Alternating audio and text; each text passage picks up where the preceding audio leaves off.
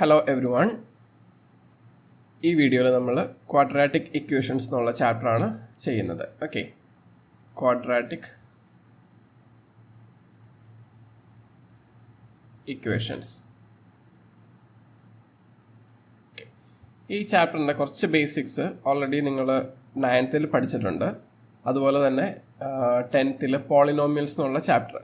Okay, അതിലും ഇതിൻ്റെ കുറച്ച് ബേസിക്സ് ആയിട്ടുള്ള കാര്യങ്ങൾ ഓൾറെഡി നിങ്ങൾ പഠിച്ചേക്കുന്നതാണ്. ഓക്കെ, അപ്പോൾ നമുക്ക് ആദ്യം തന്നെ ഒരു ക്വാഡ്രാറ്റിക് ഇക്വേഷൻ എന്ന് പറയുന്നത് എന്താണെന്ന് നോക്കാം. ഇപ്പോൾ ഒരു ഇക്വേഷൻ ഞാൻ എഴുതുവാണ്. ഓക്കെ, ഇപ്പോൾ x² + 5x + 6 = 0 എന്നുള്ളത്. ഓക്കെ, അപ്പോൾ ഇത് നോക്കിയാൽ നിങ്ങൾക്ക് അറിയാം, ഇതിൻ്റെ ലെഫ്റ്റ് ഹാൻഡ് സൈഡ് എന്ന് പറയുന്നത് എന്താണ്? ഒരു പോളിനോമിയലാണ് അല്ലേ? അത് ഓൾറെഡി 10th പഠിച്ചേക്കുന്നതാണ്. ക്വാഡ്രാറ്റിക് പോളിനോമിയലാണ് ലെഫ്റ്റ് സൈഡിലുള്ളത്. ആ ഒരു ക്വാഡ്രാറ്റിക് പോളിനോമിയൽ =0 എന്ന് നമ്മൾ ഇടുമ്പോൾ നമുക്കൊരു ഇക്വേഷൻ കിട്ടും. ഓക്കെ, ഇക്വേഷൻ എന്ന് പറയുമ്പോൾ ഒരു = അതിൽ വരുമല്ലോ. അപ്പോൾ ഒരു ക്വാഡ്രാറ്റിക് പോളിനോമിയൽ =0 എന്ന് എഴുതി കഴിഞ്ഞാൽ നമുക്ക് ഒരു ക്വാഡ്രാറ്റിക് ഇക്വേഷനാണ് കിട്ടുന്നത്. ഈ ക്വാഡ്രാറ്റിക് ഇക്വേഷൻ്റെ പ്രത്യേകത എന്ന് പറയുന്നത് ഈ എക്സിൻ്റെ പവർ മാക്സിമം 2 ആയിരിക്കും. ഓക്കെ, അല്ലെങ്കിൽ എക്സിൻ്റെ പവർ എന്തായാലും 2 എന്നുള്ള പവർ വേണം. അതായത് എന്തായാലും നമുക്കിവിടെ x² വേണം. ഓക്കെ, x² മുകളിലുള്ള x³ x⁴ ഇതൊന്നും വരാൻ പറ്റില്ല. അതുപോലെ x² ഇല്ലാതിരിക്കാനും പറ്റില്ല. ഓക്കെ, അപ്പോൾ x² എന്തായാലും നമുക്ക് വേണം. അപ്പോൾ ഇതിനെ നമ്മളൊരു ജനറൽ ഫോമിൽ എഴുതുന്നത് ഇങ്ങനെയാണ്: ax² + bx + c = 0 എന്നുള്ളത്. ഓക്കെ, ഇതൊരു ക്വാഡ്രാറ്റിക് ഇക്വേഷൻ ആവണമെന്നുണ്ടെങ്കിൽ ഈ എയുടെ വാല്യൂ ഒരിക്കലും 0 ആവാൻ പാടില്ല. കാരണം എയുടെ വാല്യൂ 0 ആയി കഴിഞ്ഞാൽ അവിടെ x² ഉണ്ടാവില്ല. ഓക്കെ, അപ്പോൾ ഈ നേരത്തെ എഴുതിയേക്കുന്ന ഇക്വേഷനായിട്ട് കമ്പയർ ചെയ്യുകയാണെങ്കിൽ ഇവിടെ എന്തൊക്കെയായിരിക്കും ആ വാല്യൂസ്? എയുടെ വാല്യൂ 1 ആണ്, കാരണം ഇവിടെ x² ഫ്രണ്ടിൽ 1 ആണുള്ളത്. അതുപോലെ തന്നെ ബിയുടെ വാല്യൂ 5 ആണ്, കാരണം എക്സിൻ്റെ ഫ്രണ്ടിലുള്ളതാണ് ബി. ഇവിടെ ബിയുടെ വാല്യൂ 5, സിയുടെ വാല്യൂ എന്ന് പറയുന്നത് 6 ആയിരിക്കും. ഓക്കെ, അപ്പോൾ എക്സ് ഇല്ലാതെ ഒറ്റയ്ക്ക് കിടക്കുന്ന ടേമാണ് സി എന്ന് പറയുന്നത്.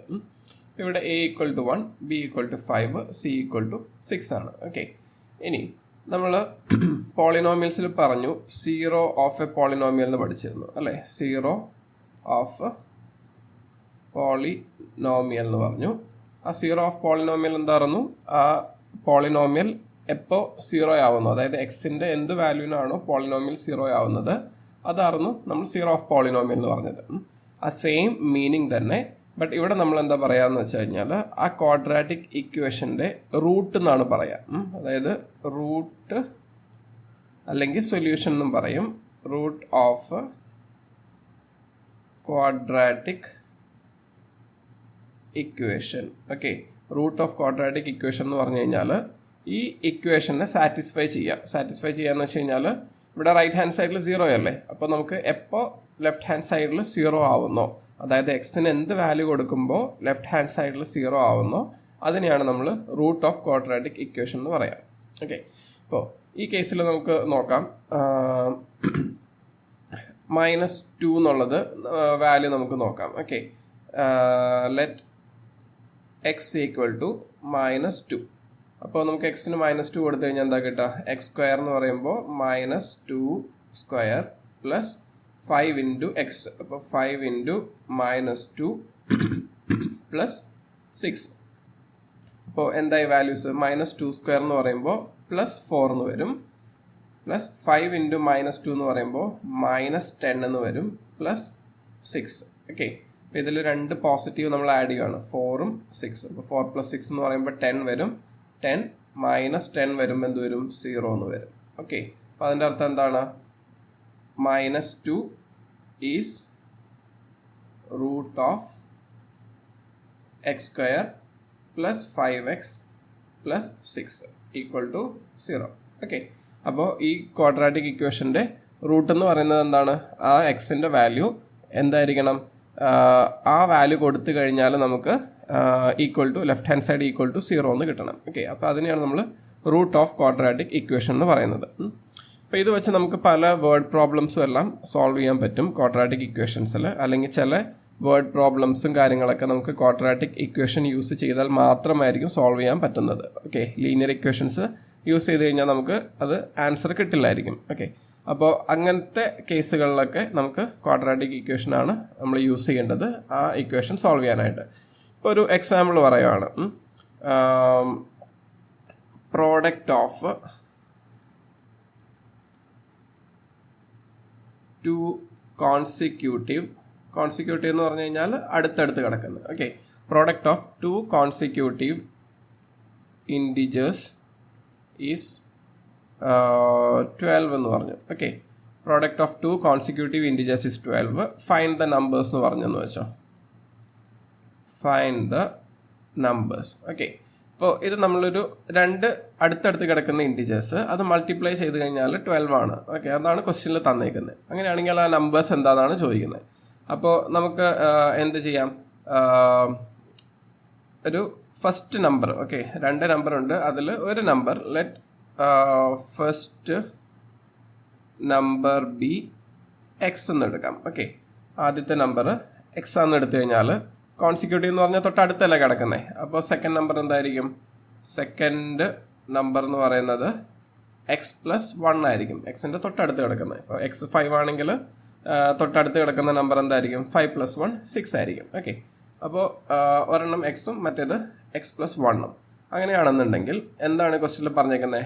അതിൻ്റെ രണ്ടിൻ്റെയും പ്രോഡക്റ്റ് എന്താണ്? 12 ആണെന്നാണ്. ഓക്കെ, അപ്പോൾ x+1 = 12 എന്ന് വരും.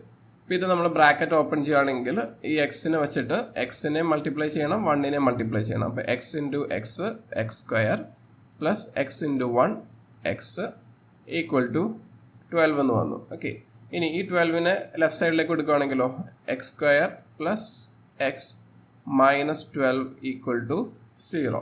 ഓക്കെ, അപ്പോൾ ഇത് നമുക്കൊരു ക്വാഡ്രാറ്റിക് ഇക്വേഷനാണ് വന്നേക്കുന്നത്. ഓക്കെ, അപ്പോൾ ഇതിൻ്റെ ആൻസർ കണ്ടുപിടിക്കണമെന്നുണ്ടെങ്കിൽ അല്ലെങ്കിൽ ഈ രണ്ട് കോൺസിക്യൂട്ടീവ് ഇൻഡിജേഴ്സ് കണ്ടുപിടിക്കണമെന്നുണ്ടെങ്കിൽ നമ്മൾ എന്ത് ചെയ്യണം? ഈ ക്വാഡ്രാറ്റിക് ഇക്വേഷൻ സോൾവ് ചെയ്യണം. ഓക്കെ, അല്ലാതെ നമുക്ക് കണ്ടുപിടിക്കാൻ പറ്റില്ല. ലീനിയർ ഇക്വേഷൻ ഒന്നും ഇവിടെ ഉപയോഗിക്കാൻ പറ്റില്ല. ഓക്കെ, അപ്പോൾ നമുക്ക് എന്താ ചെയ്യാൻ പറ്റുക? ഈ ഇക്വേഷൻ സോൾവ് ചെയ്യണം. അപ്പോൾ ആ ഇക്വേഷൻ സോൾവ് ചെയ്യേണ്ട പല മെത്തേഡ്സ് ഉണ്ട്. അതിൽ നമ്മൾ ഫസ്റ്റ് പഠിക്കുന്ന മെത്തേഡ് എന്ന് പറയുന്നത് ഫാക്ടറൈസേഷൻ ആയിരിക്കും. ഓക്കെ, ഫാക്ടറൈസേഷൻ മെത്തേഡ് എന്നാണ് അതിനെ പറയുക. Factorisation method. അതുപോലെ തന്നെ സെക്കൻഡ് മെത്തേഡ് നമ്മൾ പഠിക്കുന്നത് ക്വാഡ്രാറ്റിക് ഫോർമുല യൂസ് ചെയ്തിട്ടായിരിക്കും. ഓക്കെ, ക്വാഡ്രാറ്റിക് ഫോർമുല യൂസ് ചെയ്തിട്ടുള്ള മെത്തേഡായിരിക്കും. അപ്പോൾ ഈ രണ്ട് മെത്തേഡാണ് നമ്മൾ പഠിക്കുന്നത്. ഈ ഫാക്ടറൈസേഷൻ മെത്തേഡ് നിങ്ങൾ ഓൾറെഡി പഠിച്ചിട്ടുണ്ടാവും 9th. Splitting the middle term എന്നൊക്കെ പറയുന്നതാണ് factorisation. Okay, splitting the middle term. Okay, ആ മെത്തേഡും ഫാക്ടറൈസേഷൻ മെത്തേഡും സെയിം ആണ്.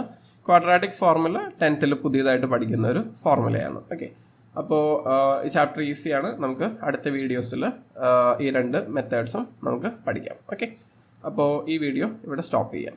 Thank you.